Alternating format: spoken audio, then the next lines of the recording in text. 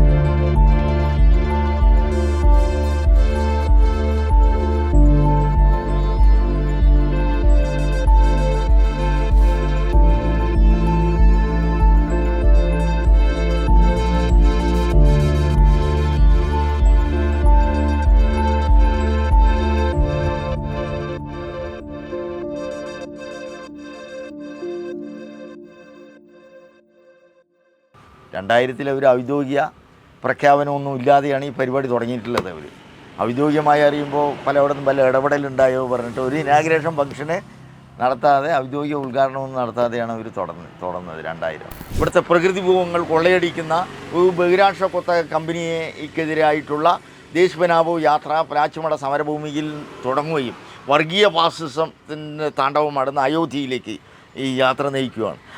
ആ യാത്രയോടനുഭവം ഇന്ത്യയിലെ പല സംസ്ഥാനങ്ങളിലും ഈ സന്ദേശം എത്തി. അങ്ങനെയാണ് സമരം ഒരു ജനകീയവൽക്കരിക്കുന്നത്. ക്യാൻസർ രോഗവും ഹൃദ്രോഗവും ഒക്കെ ഈ ഷെൽവിയുടെ കുട്ടീനെ തന്നെ ഞങ്ങൾ പ്രസവിച്ചത് ഞാനിപ്പോഴും ഓർക്കുകയാണ്. പോസ്റ്റ്മോർട്ടം ചെയ്യേണ്ട ഒരു സാഹചര്യം എത്തിച്ചു. മരിച്ച കുട്ടിയെ, ചെറിയ കുട്ടിയെ, അതിൽ കാഡ്മിയം ലഡ്യത്തിൻ്റെ അംശം കുടിവെള്ളത്തിൽ. ഫൈനൽ റിപ്പോർട്ട് എഴുതേണ്ട ആൾ ആഭ്യന്തരമന്ത്രിയാണ് ഇന്ത്യയിലെ പൊതുവെ. അപ്പോൾ ആഭ്യന്തരമന്ത്രി അന്ന് ചിദംബരമാണ്. അവരുടെ ഭാര്യ നളിനി ചിദംബരം കൊക്കോക്കോള വക്കീലാണ് അവിടെ.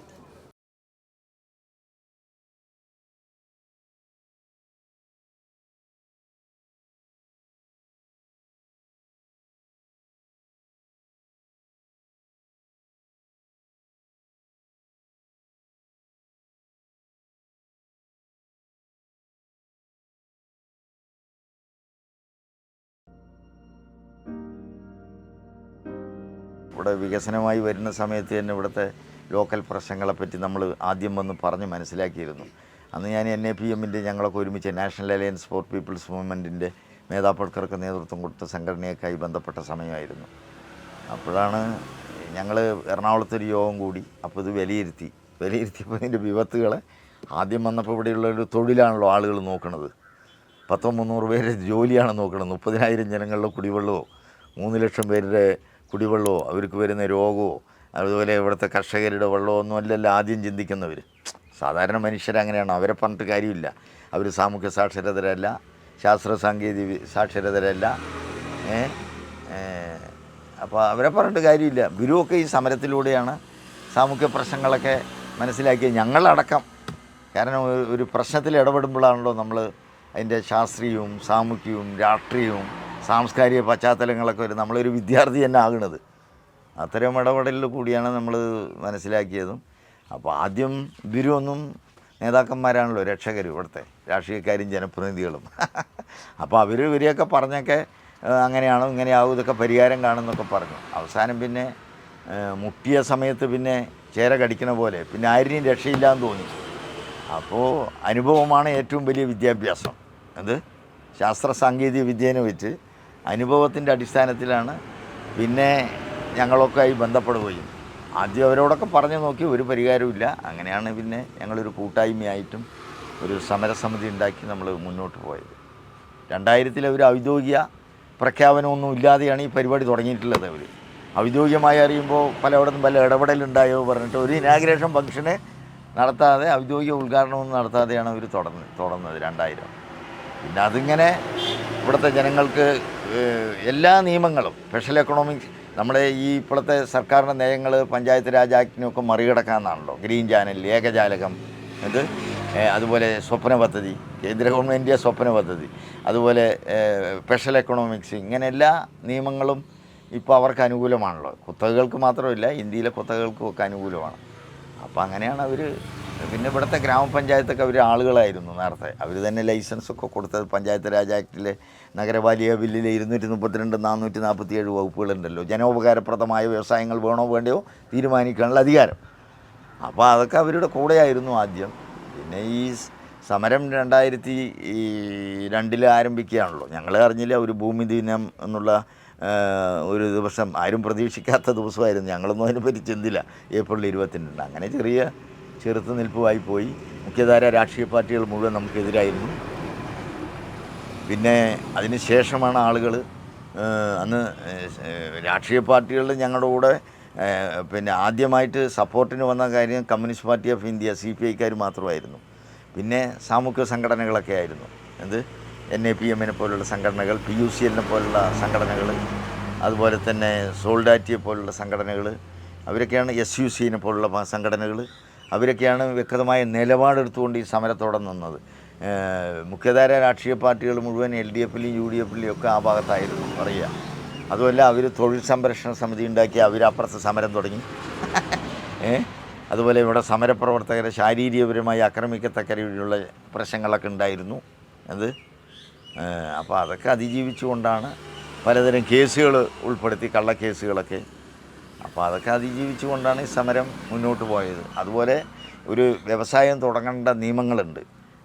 Food process act, food boilers act, മലിനീകരണ നിയമങ്ങൾ, ഭൂജല നിയമങ്ങൾ, അതുപോലെ ഇത്തരം നിയമങ്ങൾ മുഴുവൻ ലംഘിച്ചുകൊണ്ടാണ് രാജ്യത്തൊരു ജനാധിപത്യ വ്യവസ്ഥയിൽ ഒരു നിയമങ്ങളുണ്ടല്ലോ, അത്തരം നിയമങ്ങൾ മുഴുവൻ ലംഘിച്ചുകൊണ്ടാണ് ഇവർക്ക് സർക്കാർ തന്നെ കൂട്ടുനിന്നിരിക്കുന്നത് പറയുക.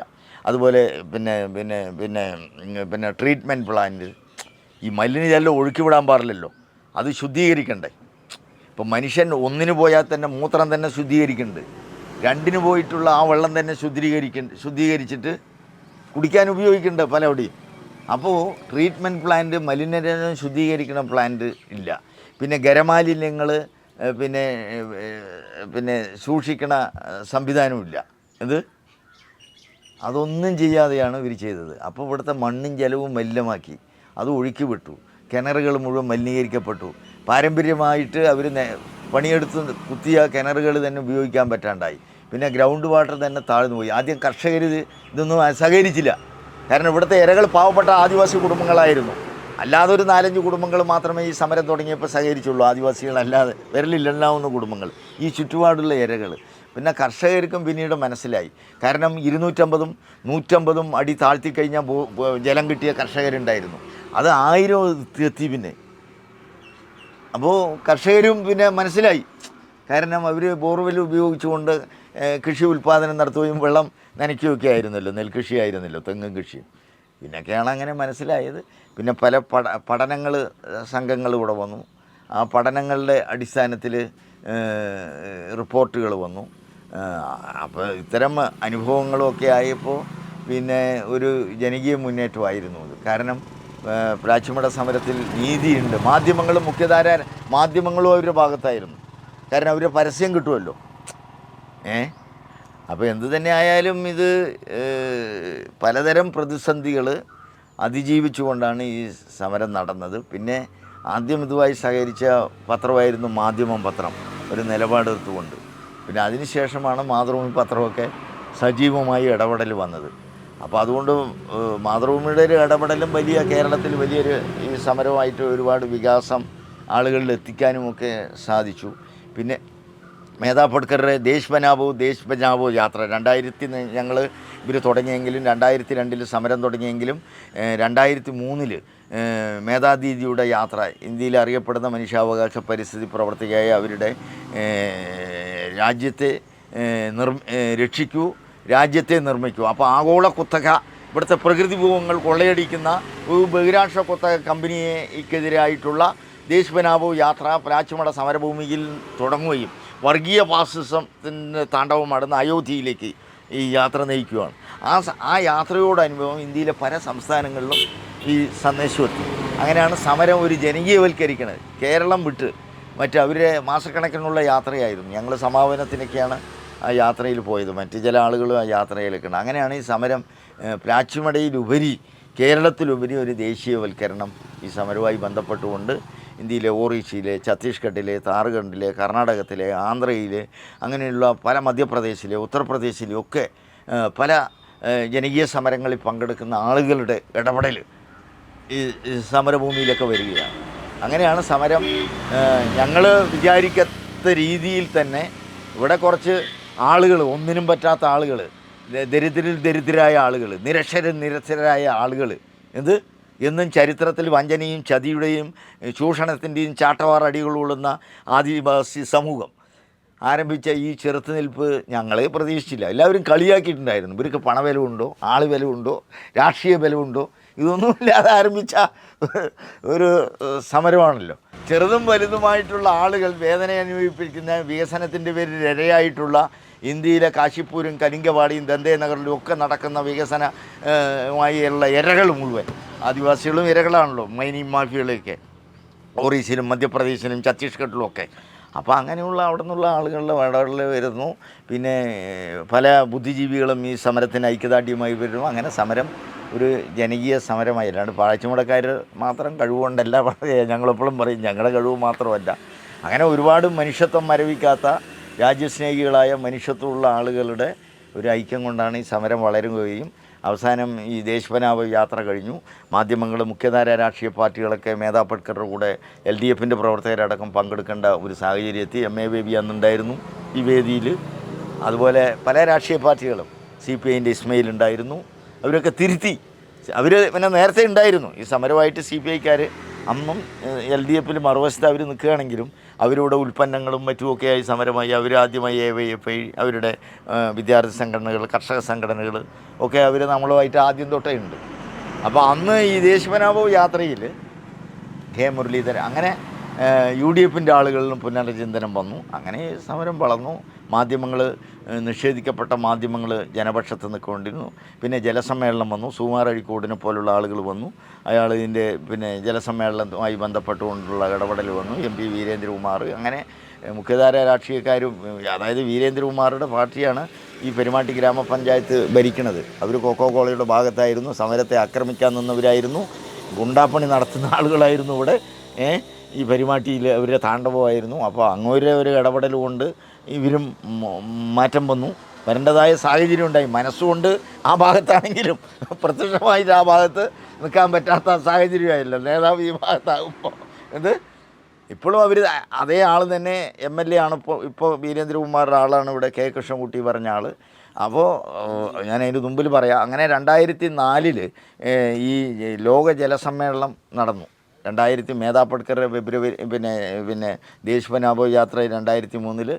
പിന്നെ ഈ 2004 ലോക ജലസമ്മേളനം ഇവിടെ 60ഓളം രാജ്യങ്ങളിൽ ആക്ടിവിസ്റ്റുകൾ, ജലം വാട്ടറുമായി ബന്ധപ്പെട്ട, ഞാൻ പറഞ്ഞില്ലേ, ഊസാ ബൂബെ, ഫ്രാൻസിലെ കർഷക നേതാവ് ടോണി ക്ലർക്ക്, പിന്നെ വന്ദന ശിവയുടെ ഇടപെടൽ, മേധാ പട്കറുടെ ഇടപെടൽ, അതുപോലെ ഇന്ത്യയിലെ ഒരുപാട് ആക്ടിവിസ്റ്റുകളുടെ ഇടപെടൽ, സന്ദീപ് പാണ്ഡെയുടെ ഇടപെടൽ, അങ്ങനെ ഇന്ത്യയിൽ ഏകദേശമുള്ള ആളുകളൊക്കെ വിവരാവകാശത്തിൻ്റെ അരുണ റോയ്, അങ്ങനെ ഇന്ത്യയിലെ എല്ലാ ആക്ടിവിസ്റ്റുകളും, ഈ രാജേന്ദ്ര സിംഗ് വാട്ടർമാൻ, അങ്ങനെ എല്ലാവരുടെയും ഇന്ത്യയിൽ അറിയപ്പെടുന്ന ആക്ടിവിസ്റ്റുകളിലെ ഇടപെടലുകളൊക്കെ ഉണ്ടായിരുന്നു. പ്രത്യേകിച്ച് അണ്ണാ ഹസാരെ മൂവ്മെൻറ്റ് വന്നപ്പോൾ കോർഗമിൻ്റെ BB രാജഗോപാലൻ, ഭൂസമരത്തിൻ്റെ ദേശീയ നേതാവായിട്ടുള്ള ആളുകൾ, അണ്ണാ ഹസാരെ ആക്ടിവിസ്റ്റിൽ അന്ന് കോർ കമ്മിറ്റിയിലുള്ള ഏകദേശം ആളുകൾ, പ്രശാന്ത് ഭൂഷൺ അടക്കം, അങ്ങനെയുള്ള എല്ലാ ആളുകളുടെയും ഇടപെടലുണ്ടായപ്പോൾ ഈ സമരം വികസിച്ചു, വളർന്നു, ജനകീയമായി. മുഖ്യധാര രാഷ്ട്രീയ പാർട്ടികൾ ഈ ഭാഗത്ത് നിൽക്കേണ്ട കാര്യമായിരുന്നു. അന്ന് AK ആൻ്റണി ആയിരുന്നു ഇവിടെ മുഖ്യമന്ത്രി. അപ്പോൾ അവസാനം നമ്മൾ പഞ്ചായത്ത് ഭരണസമിതി ഞങ്ങളുടെ കൂടെ വന്നു. അവസാനം ഞങ്ങൾ അനിശ്ചിതകാല സമരം, പഞ്ചായത്ത് പ്രസിഡൻറ്റും സമരസമിതിയുടെ ഭാഗത്തു നിന്നും അനിശ്ചിതകാല നിരാകാരം പ്രഖ്യാപിച്ചു ഈ വേൾഡ് വാട്ടർ കോൺഫറൻസിന് ശേഷം. അപ്പോൾ അന്ന് ഗവൺമെൻറ് UDF ഗവൺമെൻറ് ആയിരുന്നു. ഒരുപാട് പഠന റിപ്പോർട്ടുകൾ, ഭൂജല പഠനത്തിൻ്റെ റിപ്പോർട്ട് വന്നു. സർക്കാർ ഏജൻസി തന്നെ പഠന റിപ്പോർട്ടിൽ തന്നെ ഇവിടെ ഭൂഗർഭജല ഓവർ എക്സ്പ്ലോയിറ്റഡ് ഏരിയ ആണ് അതായത് പാലക്കാട് ജില്ലയിൽ Chittur block over exploited area ആയിട്ട് നോട്ടിഫൈ ചെയ്തു. അത്രയും ഭൂഗർഭജലം താന്നിരിക്കുന്നു. അപ്പോൾ അത്തരം റിപ്പോർട്ടുകൾ, സകല നിയമങ്ങളും അവർക്ക് അനുകൂലമാണെന്ന് സർക്കാരിന് തന്നെ ബോധ്യപ്പെട്ടു. അതിൻ്റെ അടിസ്ഥാനത്തിൽ AK ആൻ്റണി എന്ന് മുഖ്യമന്ത്രി ആയിരിക്കുന്ന സമയത്ത് അദ്ദേഹം, വരൾച്ച സമയമാണല്ലോ ഇവിടെ, ഒന്നാമത് ഇത് റെയിൻ ഷാഡോ ഏരിയ ആണ്, പശ്ചിമഘട്ടത്തിൽ മഴനിഴൽ പ്രദേശമാണ് ഇവിടെ. അപ്പോൾ ഒരു പരിധിവരെയേ മഴ കിട്ടുകയുള്ളൂ.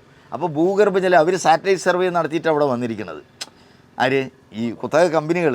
അതായത് ഇവിടെ സാറ്റലൈറ്റ് സർവേ പറഞ്ഞാൽ ഗ്രൗണ്ട് വാട്ടർ ഭൂമിയിൽ പശ്ചിമഘട്ടത്തിൽ ഈ 10-34 കിലോമീറ്റർ ആനമലിയും വാളയാറും തമ്മിലുള്ള ഈ പശ്ചിമഘട്ട ചുരമാണല്ലോ, പാലക്കാടൻ ചുരങ്കത്തിൽ മഴനിഴൽ പ്രദേശമാണ്. അപ്പോൾ ഭൂഗർഭജലം കൂടുതൽ ഉണ്ടാവും കുത്തൊഴുക്കിൽ ആ ഭാഗത്തുനിന്ന്.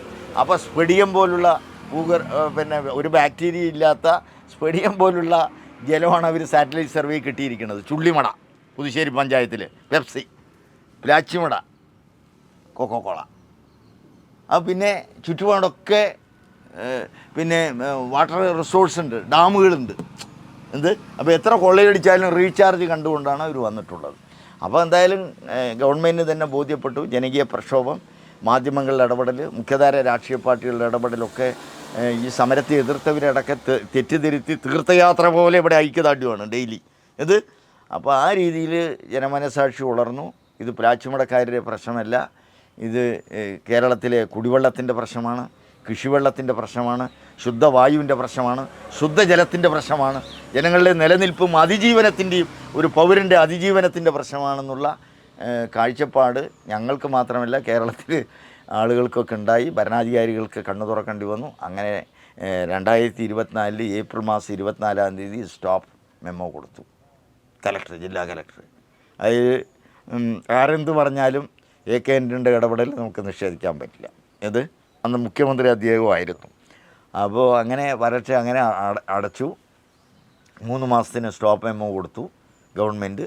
പിന്നെ അതുമായിട്ട് പിന്നെ ഒരു കൊക്കോകോള കമ്പനി കോടതി യുദ്ധമായിരുന്നു. അത് കോടതി യുദ്ധമായിരുന്നു. കോടതി അവർക്ക് ലൈസൻസ് കിട്ടിയില്ലെങ്കിലും ലൈസൻസ് പ്രവർത്തിക്കാൻ വേണ്ടി ഇത് കൊടുത്തു.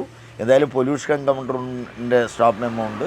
അപ്പോൾ എന്തു തന്നെ ആയാലും പിന്നെ ഗ്രാമപഞ്ചായത്തിന് ഇതിൽ ഒരു തീരുമാനം എടുക്കേണ്ടി വന്നു. ഗ്രാമപഞ്ചായത്ത് കണ്ടീഷൻ ലൈസൻസ് തരാൻ, ലൈസൻസ് കിട്ടിയില്ലെങ്കിൽ കണ്ടീഷൻ ലൈസൻസ് വെച്ചു. ഇപ്പോഴും കൊക്കോകോളയിലെ ചേരുവ എന്താണെന്ന് വളരെ വളരെ ശാസ്ത്ര സാങ്കേതിക വിദ്യയുള്ള ഇന്ത്യയിലൊരു ഭരണകൂടം, ബാബാ സാഹിബ് അംബേദ്കർ ഉണ്ടാക്കിയ ഭരണകൂടം ഉണ്ടെങ്കിലും ഇന്നും ഒരു പൗരന് അറിയാനുള്ളൊരു അവകാശമാണ്. നമ്മൾ കഴിക്കുന്ന എന്ത് സാധനം അതിലെന്താണ് ചേരുവ ഇന്നും വെളിയും കണ്ടിട്ടില്ല, സീക്രട്ടാണത്. പിന്നെ നമ്മുടെ ഈ സമരമായിട്ടുള്ള ഇവിടുത്തെ ഒരുപാട് ആളുകളുടെ ഇടപെടൽ കൊണ്ടാണ് ഇതിൽ കാഡ്മിയം, ലെഡ്, മാലിത്യവും പറഞ്ഞ ഖരമാലിന്യങ്ങൾ കൊക്കോകോളയിൽ ഉണ്ടായിരുന്നതും പരുത്തി കർഷകൻ ആന്ധ്രയിൽ ഇത് പരുത്തിയിൽ പുഴുവുകാൻ അടിക്കാൻ തുടങ്ങിയതും, അതുപോലെ തന്നെ ലാറ്റിൻ അമേരിക്കയിലെ സ്റ്റുഡൻസ് ഇവിടെ വന്നിട്ട് അത് ടെസ്റ്റിന് കൊണ്ടുപോയതും, BBC ഇവിടെ വന്ന് ടെസ്റ്റിന്, BBCയുടെ ഇടപെടലാണ് ഈ സമരം ഈ അന്തർദേശീയ തലത്തിലെത്തിയത്. BBCയുടെ ഇടപെടൽ അതൊക്കെ 2003-2004 ഇടപെടലാണ്. അപ്പോൾ അവർ മാധ്യമങ്ങൾ, ലോകമാധ്യമങ്ങളിലൊക്കെ വരികയാണ്. എന്ത് അപ്പോൾ കാഡ്മിയം, ലെഡ്, മാലിത്യനെ പോലുള്ള ഖരമാലിന്യങ്ങൾ ക്യാൻസർ രോഗവും ഹൃദ്രോഗവും ഒക്കെ ഈ ഷെൽവിയുടെ കുട്ടീനെ തന്നെ ഞങ്ങൾ പ്രസവിച്ചത് ഞാനിപ്പോഴും ഓർക്കുകയാണ്. പോസ്റ്റ്മോർട്ടം ചെയ്യേണ്ട ഒരു സാഹചര്യം എത്തിച്ചു. മരിച്ച കുട്ടിയെ, ചെറിയ കുട്ടിയെ, അതിൽ കാഡ്മിയം, ലെഡ്യത്തിൻ്റെ അംശം കുടിവെള്ളത്തിൽ. അപ്പോൾ അങ്ങനെയുള്ള ഒരുപാട് അങ്ങനെ പിന്നെ പഞ്ചായത്ത് കണ്ടീഷൻ ലൈസൻസ് വെച്ചിരുന്നു. കാരണം ചേരുവ എന്താണ് സമരസമിതിയുടെ നിലപാടായിരുന്നു അത്. എന്ത് ഇത്ര ലിറ്റർ വെള്ളം എടുക്കാം, പിന്നെ വെള്ളത്തിന് കണ്ടീഷൻ, അതിൽ ചേരുവയുടെ കണ്ടീഷൻ, ഇങ്ങനെ പല മാനദണ്ഡങ്ങൾ സമരസമിതിയുടെ നിലപാട് വെച്ചുകൊണ്ടായിരുന്നു അവർ കണ്ടീഷൻ ലൈസൻസ് പിന്നെ സുപ്രീം കോടതിയിലാക്കി. അങ്ങനെ ഇത് ഈ ഇൻ്ററിങ് സ്റ്റേ അങ്ങനെ നീണ്ടു പോയി സുപ്രീം കോടതി അടക്കം. അപ്പോൾ അതിൻ്റെ ഇടയിലാണ് നമ്മൾ കുറ്റക്കാരനാണെന്ന് ഇവിടെ അന്ന് പ്രതിപക്ഷ നേതാവ് വന്നിട്ടുണ്ടായിരുന്നു, പിന്നെ അച്യുതാനന്ദനായിരുന്നു. അദ്ദേഹവും ഈ സമരവുമായിട്ട് ശക്തമായ നിലപാട് എടുത്തു വന്നു. പിന്നെ അദ്ദേഹം മുഖ്യമന്ത്രിയായ സമയത്ത് തന്നെ നമ്മൾ വീണ്ടും അവർക്ക് ഞങ്ങളിതിന് സമരങ്ങൾ പല, പഞ്ചായത്തിക്ക് സമരം, ഗ്രൗണ്ട് വാട്ടറിലേക്ക് സമരം, ഞങ്ങളെയൊക്കെ അറസ്റ്റ് ചെയ്തിട്ട് ജയിലിലേക്ക് ഇട്ടു. അതുപോലെ തന്നെ കലക്ടറേറ്റിലേക്ക് സമരം, അതുപോലെ തന്നെ MLA-മാരുടെ വീട്ടിലേക്ക് സമരം. ഇവിടുത്തെ അന്നത്തെ MLA UDF-ൻ്റെ MLA ആയിരുന്നു, അവരുടെ വീട്ടിലേക്ക് മാർച്ച്, ചൂലുമായിട്ട് മാർച്ച് ചെയ്യേണ്ടി വന്നു. അങ്ങനെയുള്ള ഒരുപാട് സമരങ്ങൾ, സെക്രട്ടേറിയറ്റിലെ സമരം ഒക്കെ നടത്തേണ്ടി വന്നു. അങ്ങനെ ഗവൺമെൻറ് കുറ്റക്കാരായതുകൊണ്ടാണല്ലോ ഇത് അടപ്പിച്ചത്. അപ്പോൾ കുറ്റവാളിയെ ശിക്ഷിക്കണം, അങ്ങനെയാണ് ഞങ്ങളുടെ അടുത്ത. അപ്പോൾ എന്താണ് 2004 അടഞ്ഞു, പിന്നെ എന്തിനാ സമരം? സാങ്കേതിക. അപ്പോൾ നമ്മൾ ഈ സമരം തുടങ്ങാൻ കാരണം കുറ്റവാളിയെ ശിക്ഷിക്കണം.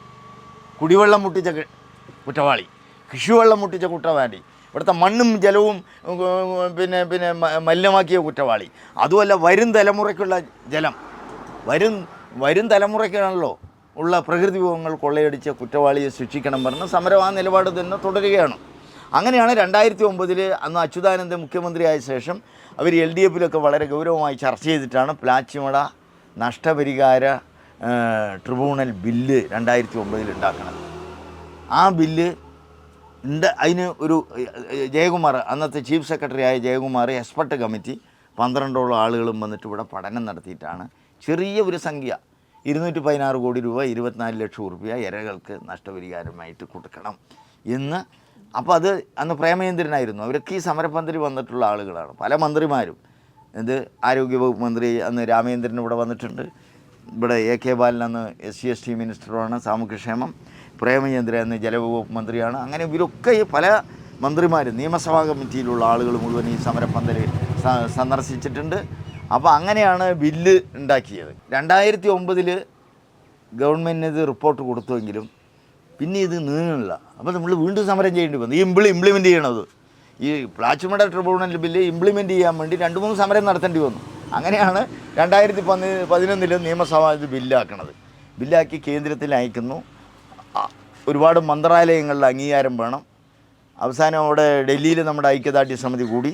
ആ ഐക്യദാർഢ്യ സമിതിയാണ് ഗ്രാമവികസന മന്ത്രാലയം, പരിസ്ഥിതി മന്ത്രാലയം, കൃഷി വകുപ്പ് മന്ത്രാലയം, ഇവരൊക്കെ ഇടപെടൽ വരുമല്ലോ. കാർഷിക മേഖലയിലെ പ്രശ്നം, പരിസ്ഥിതിയുടെ പ്രശ്നം, അതുപോലെ ഗ്രാമങ്ങളിലെ പ്രശ്നം, ഭക്ഷ്യവകുപ്പിൻ്റെ പ്രശ്നം.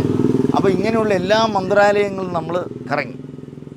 അപ്പോൾ അവരൊക്കെ റിപ്പോർട്ടാക്കിയിട്ട് ഇതിൻ്റെ ഈ ബില്ല് ഫൈനൽ റിപ്പോർട്ട് എഴുതേണ്ട ആൾ ആഭ്യന്തരമന്ത്രിയാണ്, ഇന്ത്യയിലെ പൊതുവെ. അപ്പോൾ ആഭ്യന്തരമന്ത്രി അന്ന് ചിദംബരമാണ്.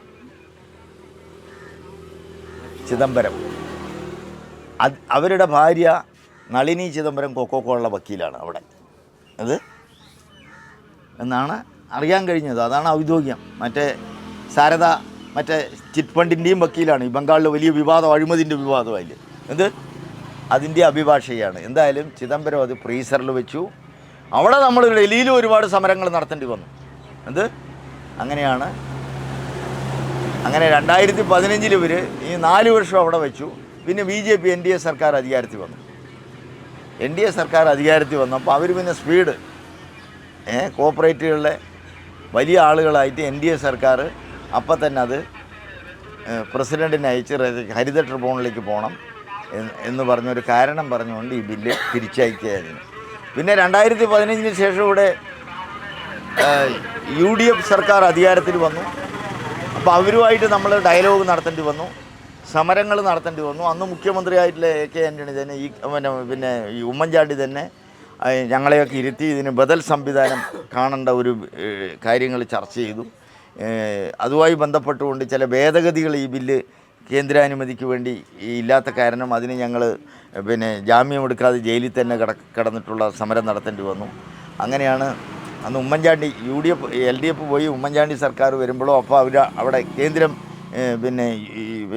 ഇവരാണല്ലോ ഭരിക്കണത്. കോൺഗ്രസ് ഗവൺമെൻറ് ആയിരുന്നല്ലോ. അപ്പോഴാണ് ആ 2 ഭേദഗതികൾ കേരള ഗവൺമെൻറ് ചെയ്യാത്ത കാരണം അന്ന് ജലവിഭവ മന്ത്രി PJ ജോസഫായിരുന്നു. അപ്പം ഞങ്ങൾ കോളക്കമ്പനി പിടിച്ചടക്കുക പറഞ്ഞൊരു സമരം നടത്തുകയും ഇവിടുത്തെ അമ്മമാരും ഞങ്ങളൊക്കെ ജാമ്യം വേണ്ട പറഞ്ഞ് ജയിലിൽ കിടക്കുകയും വിയ്യൂരിലേക്ക് മാറ്റുകയും അവിടെ നിരാകാരം കിടക്കുകയും അങ്ങനെയാണ് അന്ന് ജനസമ്പർക്ക പരിപാടിയിൽ നിന്ന് ഉമ്മൻചാണ്ടി ഞങ്ങളെ കാസർഗോഡ് ജനസമ്പർക്ക പരിപാടിയിൽ നിന്ന് ജില്ലാ കലക്ടറുടെ ഫോണിൽ ഞങ്ങളെ ബന്ധപ്പെട്ട് സംസാരിക്കുന്നതും അങ്ങനെ അതിനനുസരിച്ച് ആണ് ഞങ്ങൾ അന്ന് ജയിലിൽ കാണാൻ വന്നിട്ടുള്ള KP Ramachandran KP Rajendran CPI നേതാവ്, P മുരളീധരൻ BJPൻ്റെ BN സുധീരൻ, അങ്ങനെ എല്ലാവരും ഞങ്ങളെ അവിടെ കാണാൻ വന്നിട്ട് വിയ്യൂർ ജയിലിലിരിക്കുന്ന സമയത്താണ് ഈ വിളി ഉണ്ടായതും അവസാനം ആ ഭേദഗതി ഒരു ഫാക്സ് നിർദ്ദേശപ്രകാരം ജലവകുപ്പ് മന്ത്രി അയച്ചതും അത് ശരിയല്ല പറഞ്ഞുകയും പിന്നെ ഞങ്ങൾ പറയുന്ന രീതിയിൽ ഡ്രാഫ്റ്റ് ചെയ്ത് അയച്ചതിന് ശേഷമാണ് ഞങ്ങൾ ആ നിരാകാരം നിർത്തിയത്, ജയിലിൽ തന്നെ 15 ദിവസത്തെ നിരാകാരം. അപ്പോൾ ഇതൊക്കെ കഴിഞ്ഞെങ്കിലും ഈ ബില്ല് തിരിച്ചയച്ചതിനെതിരെ ഉമ്മൻചാണ്ടി സർക്കാർ തന്നെ ഇതിനെപ്പറ്റി ചർച്ചകൾ നടത്തി. എന്നിട്ട് ഒരു ദിവസം മേധാ പട്കർ തന്നെ ഡൽഹിയിലുള്ള സമയത്ത് തന്നെ അവരോട് അവരെ യാത്ര ക്യാൻസൽ ചെയ്ത് വിദഗ്ധമായ ചർച്ച അവിടെ അങ്ങൊരു വീട്ടിൽ തന്നെ ചർച്ച ചെയ്ത് ഒരു ബദൽ സംവിധാനം കണ്ടെത്താൻ വേണ്ടിയുള്ള നടപടി ഞങ്ങൾ ആലോചിക്കാവുന്നുള്ള തീരുമാനമാകുമ്പോഴേക്കും UDF സർക്കാർ പോയി. പിന്നെ LDF സർക്കാരാണ് പിന്നെ അധികാരത്തിൽ 2016 വരുന്നത്. അപ്പോൾ 2016 LDF സർക്കാരുടെ പ്രകടന പത്രികയിൽ ഇത് വളരെ വ്യക്തമായി അടയാളപ്പെടുത്തിയിട്ടുണ്ട്. പ്ലാച്ചിമടയിലെ ഇരകൾക്ക് നീതി ലഭിക്കത്തക്ക രീതിയിൽ പ്ലാച്ചിമട ട്രിബ്യൂണൽ ബില്ല് ഞങ്ങൾ കുറ്റമറ്റ രീതിയിൽ നടപ്പിലാക്കി കേന്ദ്രാനുമതി വാങ്ങി ഇരകൾക്ക് നഷ്ടപരിഹാരം നൽകും പറഞ്ഞു. ഇവർ അധികാരത്തിൽ വന്നു. ഞങ്ങൾ 5-6 മാസം സമയം കൊടുത്തു. അവസാനം കലക്ട്രേറ്റിൽ സമരം ആരംഭിച്ചു. പിന്നെ ഈ ഗവൺമെൻറ് ചർച്ച നടത്തി. AK ബാല്യമൊക്കെ ഇല്ലാന്ന് നമ്മൾ പറയാൻ പറ്റില്ല. അയാൾ വീട്ടിലേക്ക് മാർച്ച് നടത്തി, പലതുമൊക്കെ നടത്തിയിട്ടുണ്ട്. അപ്പോൾ അതുപോലെ തന്നെ ഒരുപാട് കാര്യങ്ങൾ ഈ SC അട്രസിറ്റി, അതായത് 11 കുറ്റങ്ങളാണ് കൊക്കോകോള കമ്പനി പ്ലാച്ചിമട നഷ്ടപരിഹാര ബില്ലിൽ സർക്കാർ നിയമിച്ച കമ്മീഷൻ കണ്ടെത്തിയത്. സർക്കാർ നിയമിച്ച കമ്മീഷനിൽ ആ ട്രിബ്യൂണൽ ബില്ല് കോപ്പി ഞാൻ എടുത്തില്ല, അതെൻ്റെ കയ്യിലുണ്ട്. അപ്പോൾ അത്രയും കുറ്റങ്ങൾക്ക് ഒരു നടപടി എടുത്തില്ല. അതുമാത്രമല്ല ഇവർ നഷ്ടപരിഹാരം കൊടുക്കാൻ പറഞ്ഞെങ്കിലും പിന്നെ നമ്മൾ കലക്ട്രേറ്റിൽ സമരം തുടങ്ങി. അത് തുടർന്ന് ചർച്ച നടത്തിയപ്പോൾ ഞങ്ങൾക്ക് 3 മാസം സമയം വേണം പറഞ്ഞു. ഞങ്ങൾ 3 മാസമല്ല 6 മാസം സമയം തരാൻ പറഞ്ഞു. ഇതുവരെയായിട്ട് നടപ്പാക്കിയിട്ടില്ല അവർ. അപ്പോൾ അതുകൊണ്ട് ഇരകളോട് വലിയ വഞ്ചനയാണ്. ഞങ്ങൾ ഇരകളോടൊപ്പമാണ്, വേട്ടക്കാരൻ്റെ കൂടെ അല്ലാതെന്ന് പറഞ്ഞ ആളുകൾ. അത് പ്രത്യേകിച്ച് ഇവിടുത്തെ സ്ഥലം MLA അടക്കം. ഇപ്പോൾ അന്ന് അയാൾ പ്രതിപക്ഷത്തായിരുന്നു. ഈ LDF ഭരിക്കുമ്പോഴോ അന്ന് പിന്നെ MLA ആയിരുന്നില്ല, അദ്ദേഹം ഇലക്ഷൻ തോറ്റായിരുന്നു. പിന്നെ ഇപ്പോൾ 2ാം തവണയാണ് അദ്ദേഹം ജലവകുപ്പ് ഈ ബില്ല് ആയിട്ട് കൈകാര്യം ചെയ്യേണ്ടത് ജലവകുപ്പ് മന്ത്രിയാണ്. അത് ഈ ചങ്ങാതി മാത്യു ടി തോമസ് പോയ ശേഷം ആയപ്പോൾ ഞങ്ങൾ കണ്ടിരുന്നു. MLA ആയിട്ട് ജയിച്ച സമയത്ത് ഈ പിണറായി വിജയൻ മുഖ്യമന്ത്രി അദ്ദേഹവുമായിട്ട് 3-4 മന്ത്രിമാരും ചീഫ് സെക്രട്ടറിയും ബന്ധപ്പെട്ട ഉദ്യോഗസ്ഥന്മാരുമായിട്ട് ഒരു ചർച്ച നടത്തി. ഇവിടെ ഒരു അദാലത്ത് മുഖ്യമന്ത്രി പറഞ്ഞ് ജില്ലാ കലക്ടർ നടത്തി. അതിന് ശേഷമുള്ള ചർച്ചയിലടക്കം സമയം കേട്ടെങ്കിലും ഇതുവരെ നടപ്പിലാക്കിയിട്ടില്ല. ഇവിടുത്തെ സ്ഥലം MLA തന്നെ അന്ന് ആ യോഗത്തിലുണ്ടായിരുന്നു, പഞ്ചായത്ത് പ്രസിഡൻ്റൊക്കെ ഉണ്ടായിരുന്നു. അയാൾ തന്നെ ഇപ്പോൾ നുണ പറയുന്നു, ഞാൻ ആ യോഗത്തിൽ പങ്കെടുത്തിട്ടില്ല എന്ന്. ആര് അതുമാത്രമല്ല, നഷ്ടപരിഹാരം കൊടുക്കാതെ ബില്ലിനെ ഇവിടെ നിന്ന് അയക്കില്ല എന്ന് പറഞ്ഞ കക്ഷി ജലവിഭവ മന്ത്രിയായ ശേഷം അനങ്ങാപ്പാറ നയമാണ് ഈ കാര്യത്തിൽ ഒരു ഇടപെടൽ. ജലവിഭവ മന്ത്രിയാണ് ഈ കാര്യത്തിൽ ഇടപെടേണ്ടത്.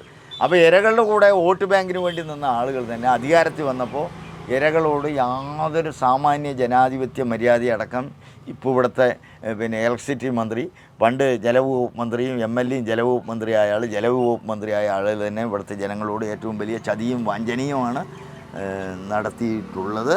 അതുമാത്രമല്ല, ഇപ്പോൾ കൊക്കോകോള കങ്കാണിയായി മാറിയിരിക്കുകയാണ് അങ്ങോട്ട്. മുഖ്യമന്ത്രിയെയും അയാളും കൂടിയിട്ട് കൊക്കോകോളയുടെ കങ്കാണിയായതിൻ്റെ തെളിവാണ് അവർ ഈ സ്ഥലം തരാം എന്ന് പറയുമ്പോൾ. ഇവിടെ സമരം നടക്കുന്നു, നഷ്ടപരിഹാരം കൊടുക്കണം പറഞ്ഞൊരു ബില്ല് പാസ്സാക്കിയിരിക്കണം. അപ്പോൾ ഇവർ ഈ 38 ഏക്കർ സ്ഥലം കൊടുക്കാതെ എന്ന് പറയുന്ന സമയത്ത് ആദ്യം ഇരകളുടെ പ്രശ്നം, സാങ്കേതികത്വം ഒന്നും ഉണ്ടാകട്ടെ, ഇരകളുടെ പ്രശ്നം ആദ്യം പരിഹരിക്കുക എന്ന് പറയേണ്ട മാന്യനാണ് ഈ ചങ്ങാതി. അപ്പോൾ ഇവർ ആ സ്ഥലം സർക്കാരിന് വാങ്ങിയിട്ട് വേറെ ചില പരിപാടികളുമായി പോകുമ്പോൾ വലിയ ഒറ്റുകാരായി മാറിയിരിക്കുന്നു. ജൂദാസിൻ്റെ പണി നടത്തിയിരിക്കുന്നു. എട്ടപ്പൻ്റെ യൂദാസ് യേശു ക്രിസ്തുവിനെ ഒറ്റുകൊടുത്ത പോലെ, വീരവാണ്ടിയ കട്ടബൊമ്മൻ എന്നുള്ള സമരസേനാനിയെ എട്ടപ്പനെ ഒറ്റുകൊടുത്ത പോലെ, പൃഥ്വിരാജ ചൗഹാനെ പിന്നെ ജയസിംഗൻ ഒറ്റുകൊടുത്ത പോലെ, അങ്ങനെയുള്ള വലിയ ചതിയാണ് ഇപ്പോഴത്തെ മന്ത്രിയും ഈ മുഖ്യമന്ത്രിയും കൂടി ചെയ്ത വലിയൊരു സാമ്രാജ്യത്തിൻ്റെ ബഹിരാഷ്ട്ര കുത്തകളുടെ ഏജൻറ്റും കങ്കാണിയായിക്കൊണ്ട് ഇരകളെ വഞ്ചിച്ച് വേട്ടക്കാരുടെ കൂടെ നിൽക്കുന്ന പ്രക്രിയയാണ്. ഇപ്പം ഞങ്ങൾ ഈ ആഗസ്റ്റ് 15 ഇന്ത്യൻ സ്വാതന്ത്ര്യ ദിനം കഴിഞ്ഞ ആഗസ്റ്റ് 15 തുടങ്ങിയ സത്യാഗ്രഹ സമരമാണ്. അതിൽ റിലേ സത്യാഗ്രഹ സമരമാണ്. ഓരോ ആളുകളും ഞങ്ങൾ ഓരോ ദിവസം ഒഴിവിനനുസരിച്ച് വന്ന് ഇവിടെ സത്യാഗ്രഹം ഇരിക്കും. ആ സത്യാഗ്രഹം ആഗസ്റ്റ് 15 കഴിഞ്ഞ് ഈ ആഗസ്റ്റ് 15 വർഷം കൂടുമ്പോൾ 2 വർഷമാണ്. 632 ദിവസമാണ്. 23 വർഷം മാത്രമല്ല, ഈ റിലേ സത്യാഗ്രഹം 632 ദിവസമായിട്ട് മുൻ ആഗസ്റ്റ് 15 തുടങ്ങിയ സത്യാഗ്രഹം 632 ദിവസമായിരിക്കുകയാണ് ഇന്ന്.